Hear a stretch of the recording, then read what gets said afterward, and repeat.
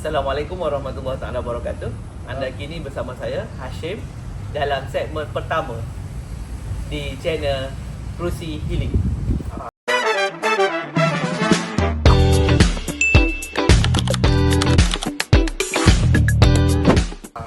Bapa Kerusi Healing? Sebabnya kita nak santai-santai dan juga kita guna kerusi healing lah. Santai tapi mendalam. Kan dah? Santai tapi mendalam. Ya, betul. Kalau santai saja tak apa. Tapi sebelum kita pergi lebih lanjut ataupun kita kecek topik ke apa kita nak kecek pada hari ini, sebenarnya podcast ni, kita kira podcast lah kan, Audiosia ni merupakan projek yang telah tertangguh sekian lama.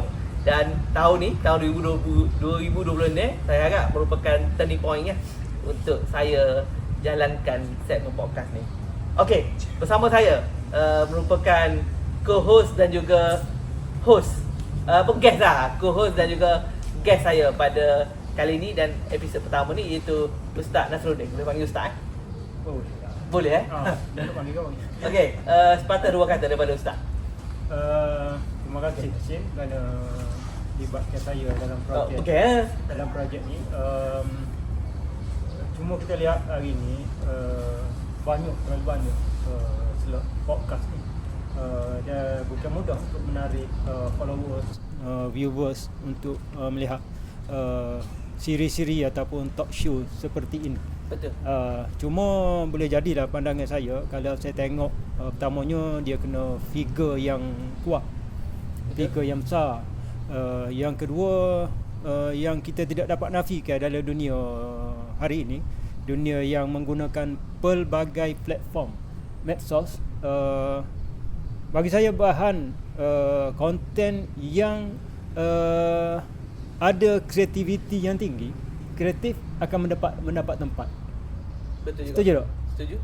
Selain pada kita kata figure, contoh figure yang tidak asing lagi dalam negara kita, contoh kata Ustaz Azhar Idrus.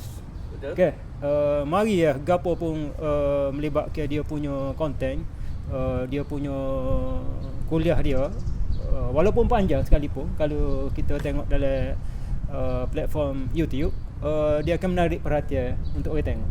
Tapi kreativiti dia, Hashim, dia punya copywriting, walaupun setengah orang agak lihat benda tu agak ekstrim, agak melampau. Boleh tak saya bagi contoh? Boleh.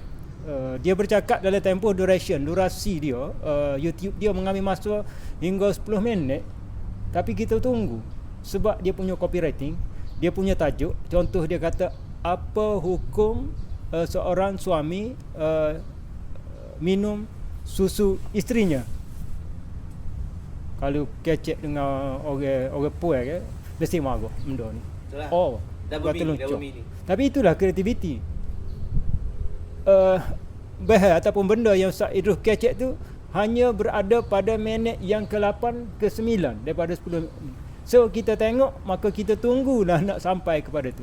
Kalaulah dia punya tim itu dia gunakan tajuk suatu tazkirah yang disampaikan oleh Ustaz Azhar Idrus, jom kita tengok. Tak ada kreativiti. Kan? Betul. Setuju.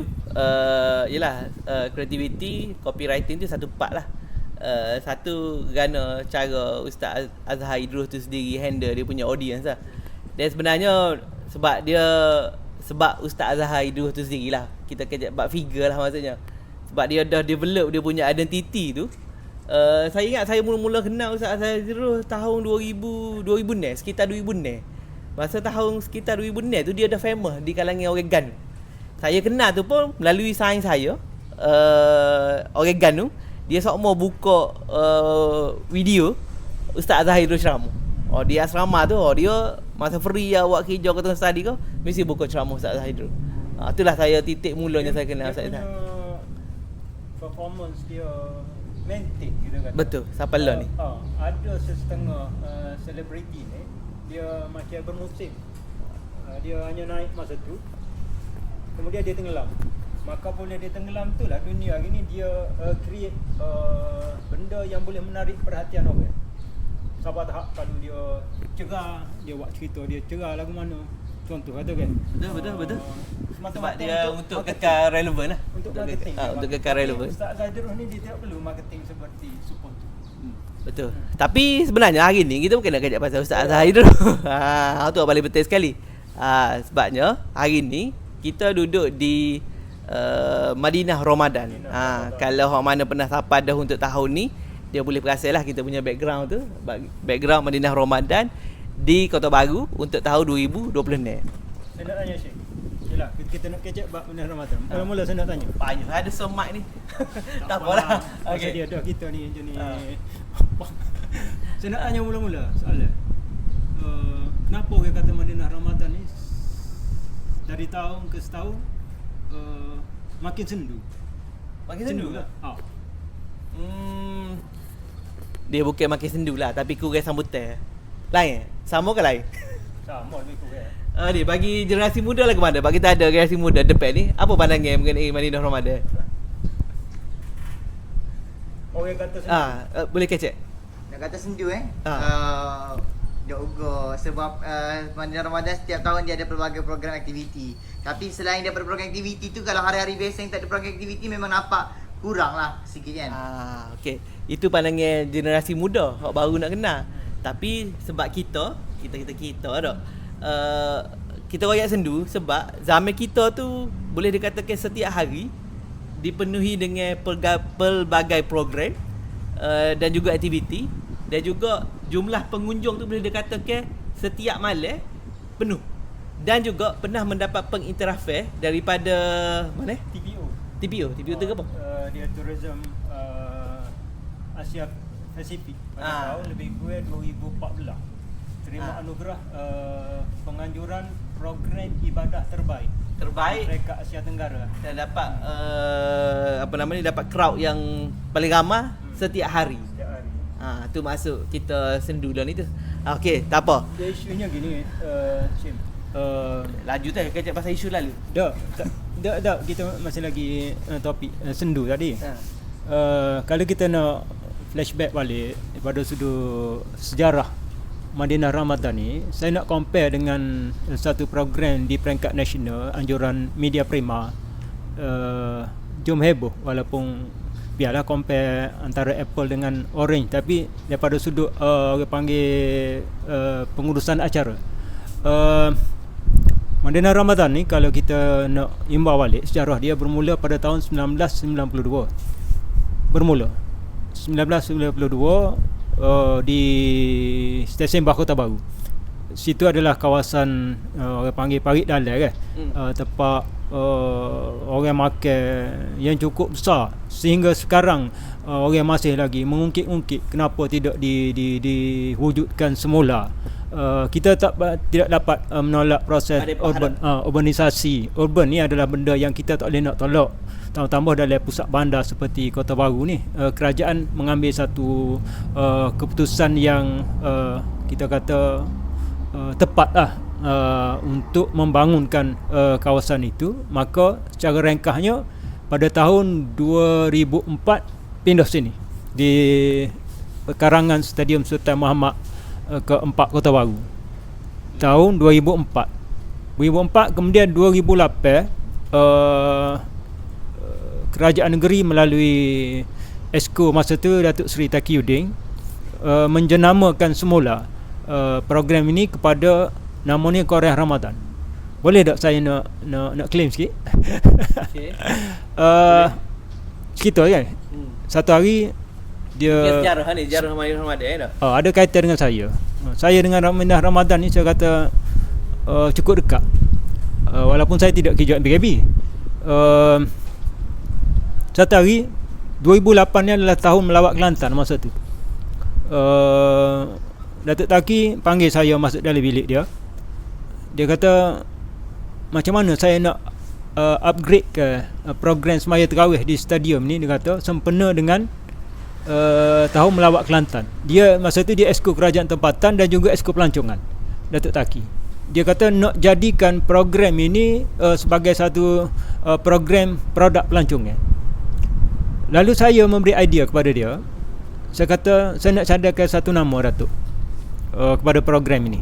masa itu Sim, PM kita lah almarhum Gemuloh Datuk Pak Lah. Dia membawa pendekatan ke masa tu? Dia bawa Islam Hadari. Dia ada produk dia panggil Perkampungan Hadari. Yang mana dia jelajah seluruh dalam negeri ini atas nama Perkampungan Hadari. Dia mari di Kelantan di sekolah kompleks, sekolah di Wakaf Mat Zainab. Dia bawa nama Perkampungan Hadari. Maka saya ambil idea itu, saya royak pada Datuk Taki, masa tu tidak Datuk Seri lagi lah. Saya bagi tahu ke dia, saya cadangkan namakan Perkampungan Ramadan, tapi kita guna nama Korea, mengambil nama Arab. Dia bersetuju. Oh, maksudnya masa mula-mula penubuhan itu tak ada lagi nama Korea Ramadan? Tak ada 2008. Rebrandingnya pada 2008. Dia minta pandangan saya kata, Datuk, kita nama ke kampung tapi kod Arab Korea. Dia spontan, dia setuju lalu. Kemudian idea yang kedua, dia kata dia tahu saya ni, jiwa saya, hijau saya ni, depan-depan saya ni gelawak Kelantan kata dengan budak-budak. Dia kata kita wujudkan satu kumpulan sukarelawan. Dia ayat saya. Masa tu idea dia ni yang dikenali Amilin ini, juga saya bagi idea kepada dia, Datuk, kita bagi nama sukarelawan ini, biasa orang guna nama kan, sukarelawan Commonwealth, sukarelawan Sukan C, kita namakan Amilin, kerana Amilin ini memberi erti petugas, pekerja. Dia pun setuju. Bahasa Arab juga keyword dia. Ya. Yes, dia bersesuaian lah sebab program ni adalah program agama. Saya tahu apa yang ada dalam hati dan perasaan ya washing. Tak apalah, sebab kita tak boleh nafi lah, sebab ia adalah pelancongan ibadah. So tepatlah kalau kita menggunakan nama term Arab. Okay, walaupun Arab semua kita kata mana jati diri kita sebagai Melayu, tak apa, ini sebab ia adalah program ibadah. Setuju tak? Setuju. Okey. Bermula daripada itulah wujudnya Amilin. Saya nak cerita Amilin ni lagi lah banyak. Depan saya ni saudara Alif, anak buah saya yang mengambil bottom saya. Pada tu dia serah kat orang lain dah bermula tahun ni. 10 tahun. 10 tahun. Saya daripada 2008 sampai berapa kali? 2018 kot. Saya letak gantung kasut. Sampai bila Cing kita bagi pula ke anak-anak pada adik-adik kita. Itulah ceritanya. Tak masuk lagi tadi sebab apa? Faktor sendu. Nanti dulu. Kita kejap pasal ni dulu. Kita kena tahu dulu, sebab saya rasa ramai je orang tak tahu asal usul Madinah Ramadan ni. Mesti ustaz, walaupun ustaz baru berkecimpung tahun 2009 tu, 2008 tu. Mesti ustaz Arif dah tahu jugalah sebenarnya sejarah penubuhan Madinah Ramadan ni sebenarnya daripada idea siapa sebenarnya. Okey. Molek soalannya. Saya tidak dapat mengesahkan kalau nak cari sumber yang tepat daripada mana segmen saya ini, tapi nak ayat hearsay ataupun kita dengar, saya mendapat satu maklumat daripada pegawai bahawasanya idea ini sebenarnya adalah cetusan almarhum Tok Guru Nik Aziz, Menteri Besar kita dulu. Ketika mana seawal dia memegang tampuk ketua negeri Kelantan ini, Menteri Besar, dalam satu lawatan dia pergi ke Sudan. Sudan ni negeri panah. Orang sekali nak pergi Australia. Nak pergi Mesir. Ada. Tapi Tok Guru antara tempat yang mula dia pergi adalah di negara Sudan. Saya pernah transit di Sudan. Transit lah. Bukan transit turun pun. Saya naik airport lah. Tukar flight dia dalam airport lah. Tak tukar pun. Dia buka pramugari, dia buka pintu, udara panas masuk dalam flight. Tak turun pun masa saya pergi haji dulu. Saya haji insya-Allah.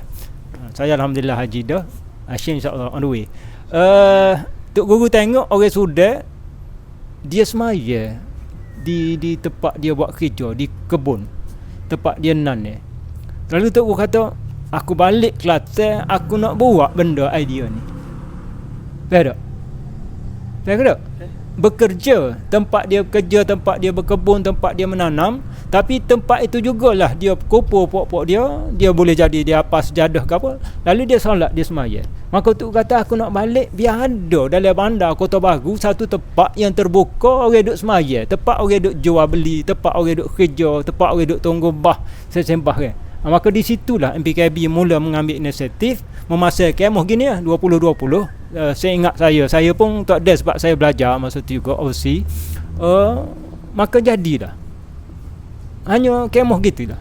Sapalah saya kata 2004 kerana situ berlaku proses pembangunan dalam bandar, maka pindah di sini di Stadium Sultan Muhammad Keempat sampailah ke hari ini. Mungkin saya boleh tambah sikit dalam proses mula-mula tu, bila sebab saya masih terbayar-bayar lagi lah kalau generasi lah ni boleh tengok dekat Old Town tu dia macam ada satu tempat tinggi lah sikit, sebab situ saya sebah dia memisahkan di antara Padebang Padebah belah tu. Tersebah Padebah. Tengah-tengah tu lah paksen yang berhantu itu. Tengah-tengah tu lah ada kemah ni lah. Dan saya ingat tu sebabnya memang ayah saya tu dia boleh dikatakan dia, ayah saya ni budak learning je, baru kenal ada istilah apa ni, masjid hopping untuk sembahyang tarawih pergi masjid-masjid dah.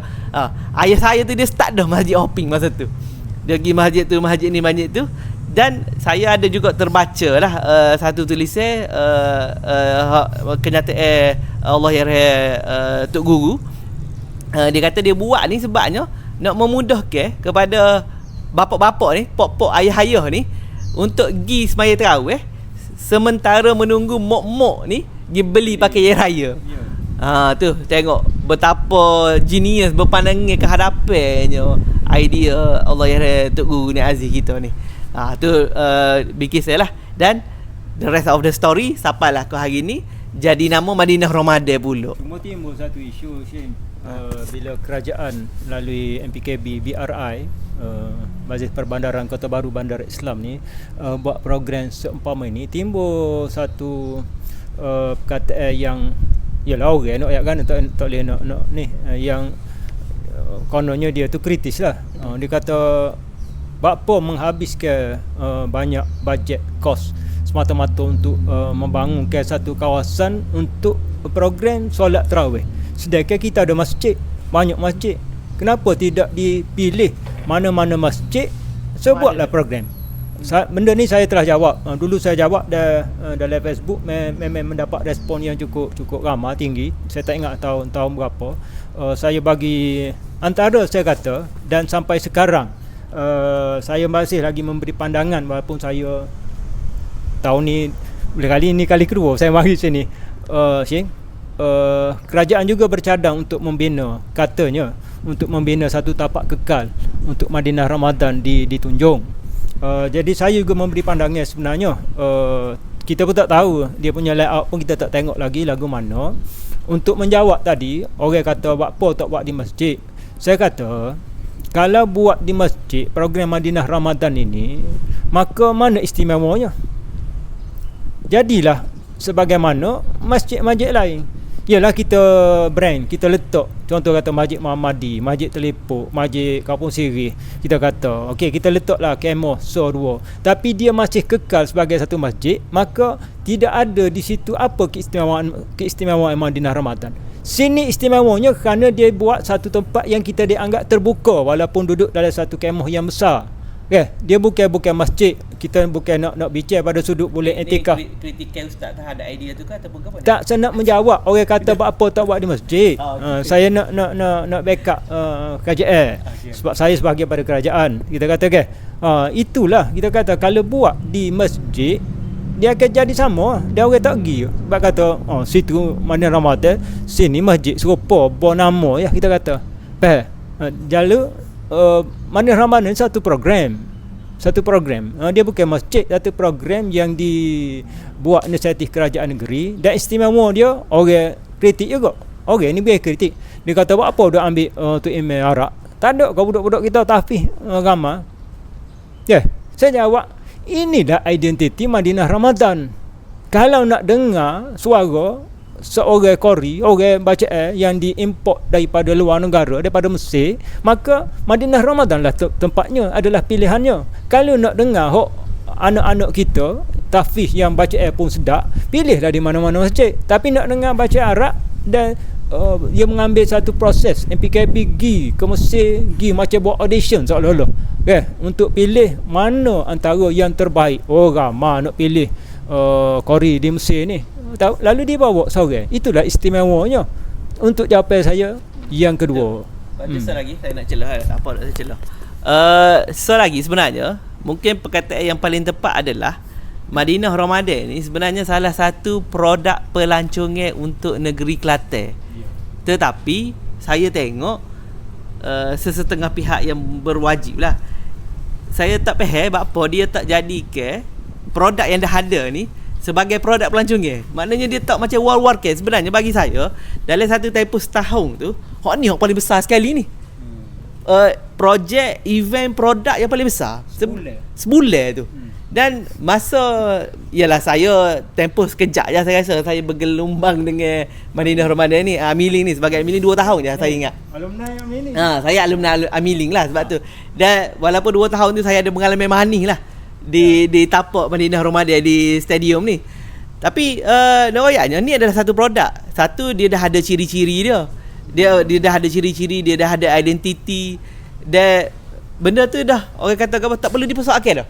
Dia dah perfect. Cuma gapo hak kita kena buatnya adalah, generasi sekarang kena buat adalah tambah baik dan juga buat biar dia ada keunikan dia tersendiri setiap tahun. Kalaulah dia bermula tahun 1990, tahun ni dah tahun 2020 ni, dah berapa? 27 tahun dah. 3 tahun lagi dah masuk 30 tahun dah. 36 tahun. 36, sorry silap. 30 betul-betul 36. Dia 92. 2002, 2012, 2022 betul. 36 tahun dah.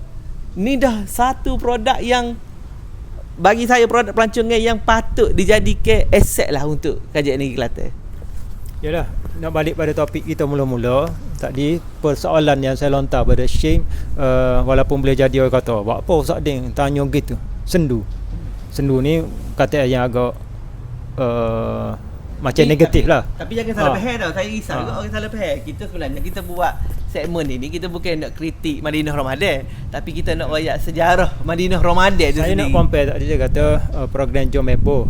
Jom Heboh ni macam dia semakin lama semakin tak ada, semakin hilang dah.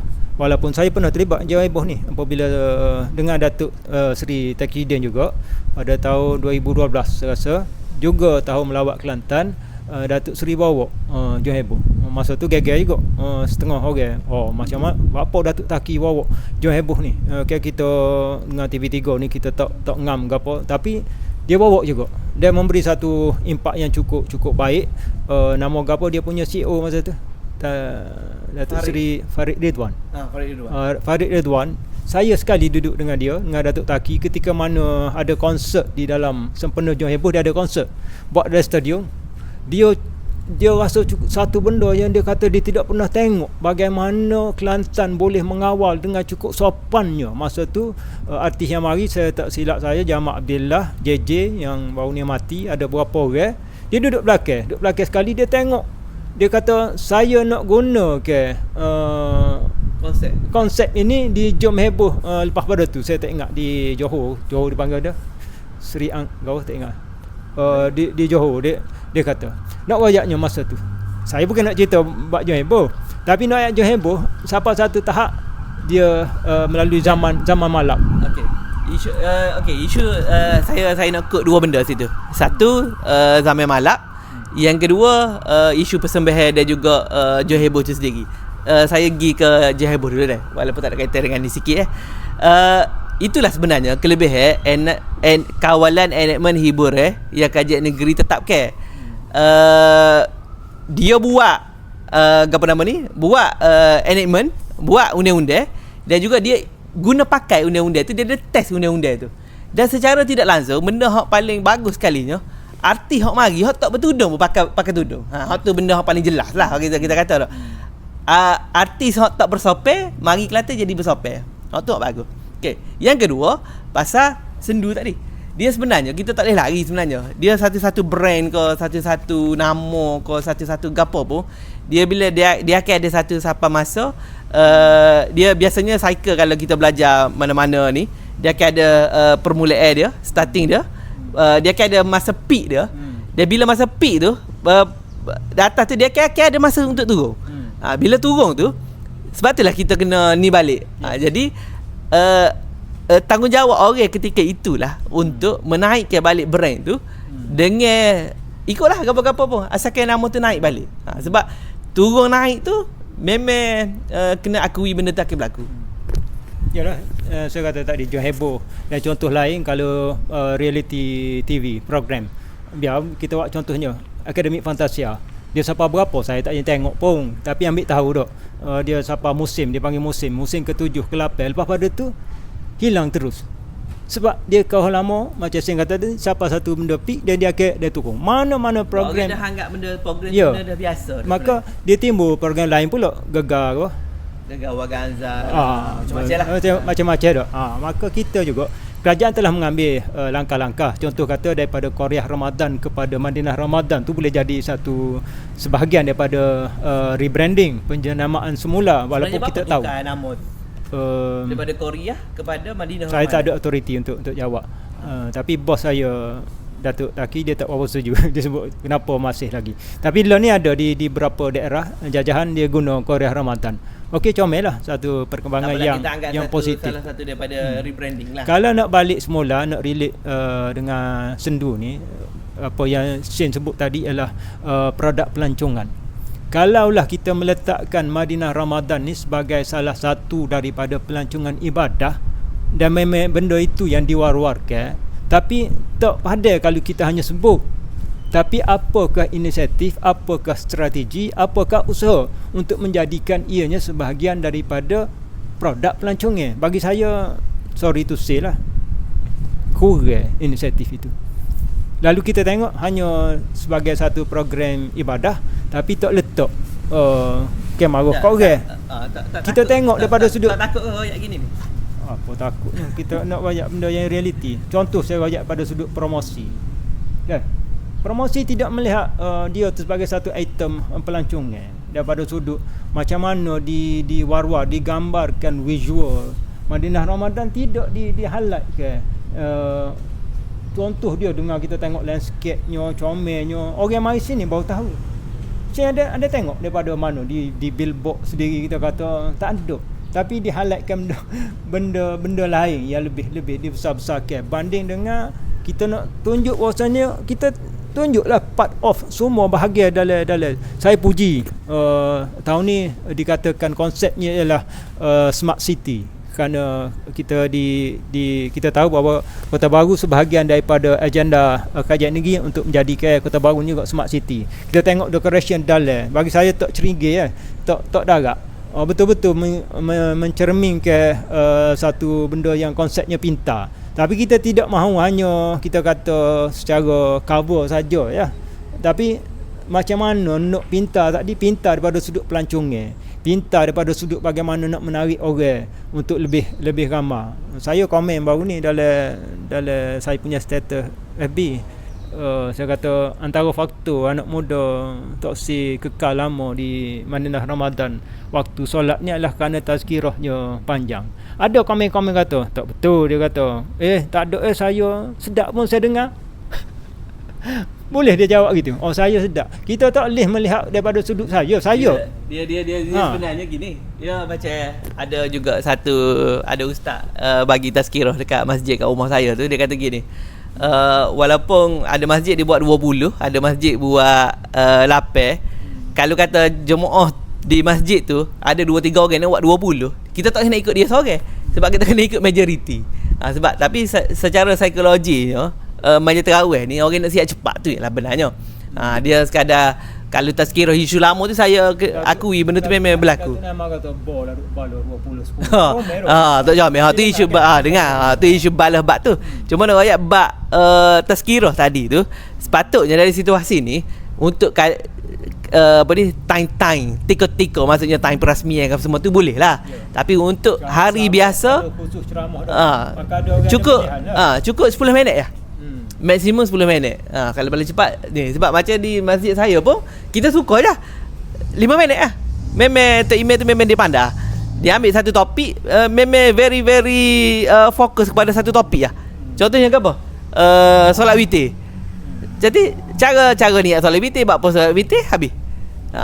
Janganlah nak ceramah satu sesi yang macam itulah. Banyak lagi benar saya nak Cuma Ustaz, kita tinggal satu benda lah Ustaz sebenarnya. Okey, bagi hok tak pernah sapa ataupun tak pernah hanya tahu tapi Madinah Ramadan tu. Okey, dari sudut sejarahnya, okey, Madinah Ramadan ni dia bermula daripada Qaryah Ramadan. Okey, nama tu lah, dari sudut nama Qaryah Ramadan, dia adalah satu tempat terbuka yang diadakan oleh Kajian Negeri Kelantan kepada rakyat Negeri Kelantan untuk melakukan solat tarawih pada bulan Ramadan. Dan selepas beberapa tahun dia dinamakan jadi Qaryah Ramadan, iaitu perkampungan Ramadan. Dan juga selepas beberapa tahun pula ditukar menjadi Madinah Ramadan. Dan tempat pun setelah berlaku perubahan tempat asal tu, dia mari pindah di stadium lah, di pekarangan stadium. Dan Madinah Ramadan tu setiap tahun sebenarnya Tok Imam dia import daripada negara Arab 2 orang.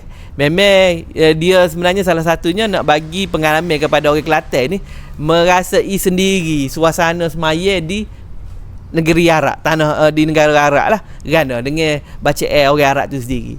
Dan sapalah lo ni. Dan saya tengok Ustaz, jadual-jadual Tok Imam solat tarawih tahun ni macam dah tukar-tukar dah. Ada juga orang tempatan jadi Tok Imam. Tu untuk tahun ni lah. Okay. Jadi saya rasa kita berehat dulu, nanti kita akan sambung pula selepas ini. Okey, kembali bersama saya Kerusi Healing. Okey, untuk penonton jangan lupa untuk subscribe, follow semua platform media sosial Kerusi Healing ni. Dan juga bagi mana yang nak selit-selit iklan, kita buka juga. Dan kita juga cari sponsor untuk kita cover kos-kos yang kita buat ni. Buat ni bukan free tau, ada kos tau. Jadi hok mana nak boleh DM saya ataupun PM tepi Okey, kita sambung topik kita tadi, iaitu topik Madinah Ramadan ada. Okey. Bagi ustaz lah, pada pandangan ustaz, selepas 36 tahun penganjuran program Qaryah Ramadan dan sekarang Madinah Ramadan, adakah untuk tahun berikutnya tu program ni patut diteruskan ke ataupun perlu dinilai balik? Okay, kita nak slow down kan? Kita nak slow down macam kesimpulan lah. Pertama saya nak sebut bahawa program Madinah Ramadan ini adalah satu program yang cukup marvelous, satu amazing, satu program yang cukup luar biasa, kerana pertama ia dilangsungkan selama sebulan. Biasa program-program ni orang buat 2 hari, 3 hari, 4 hari, seminggu kan. Tapi maka tepatlah dia pernah menerima anugerah program ibadah terbaik di peringkat TPO. Maka saya melihat bahawasanya program Madinah Ramadan ini adalah program yang relevan, terus dilaksanakan.